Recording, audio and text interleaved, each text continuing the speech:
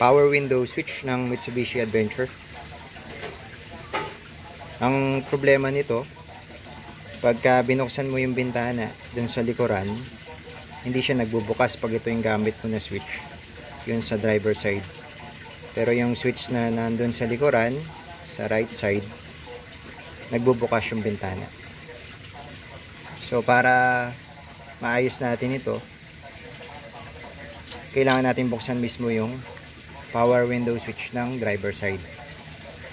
Yan. Karaniwan kasi ang nagiging problema nito ay yung mismong switch. Yan. Halimbawa, yung problema nito, yung nasa bandang likuran na right side, ito, binaklas ko yung pinaka switch nya. Ito yun. So kailangan nyo ng panghinang at nung pantanggal ng LED para maalis ito. So ito kasing switch na ito, nabubuksan naman. Ayan, switch na to. Meron siyang clip sa gilid, ayun. So alisin nyo lang yun. Tapos meron kayong contacts na makikita, para kasi siyang relay. Pwede nyong lihain yun, linisin. Minsan madumi lang, kaya ayaw gumana yung mismong switch. Ayan, so pwede nyong itest sa tester para mas sure na gumagana na siya. Yan. So yun ang ginawa ko para gumana ulit yung power window dito sa driver side. Yan. Karaniwang problema ito dahil sa marumi yung switch. Yan. Kaya pwede pang gawin ito kaysa bumili ng isang set ng power window switch. And ito kasing switch nito medyo mahirap hanapin. Kaya maganda kung malinis muna. Karaniwan kasi marumi lang talaga.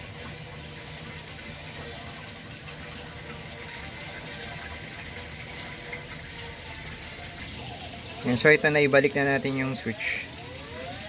Yan, so nahinang na natin. Bali 5 kasi yung paa nito. So, ibabalik natin, check natin kung gagana na.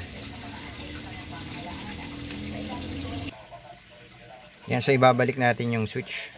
Di ko na nilagay muna yung cover para ma-testing natin. So, sasaksak natin dito.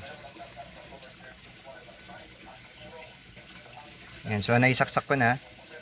So ito yung switch na hindi gumagana dito. So dito yan sa may, ayan, sa may right side sa likuran. Yan, so susubukan natin kung gagana.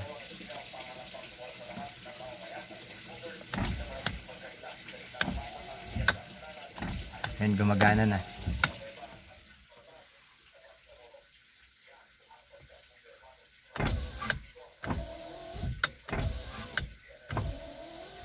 Ayan, so kapag ayaw gumana ng mga switch dito, pwede nyong dinisin muna yung switch.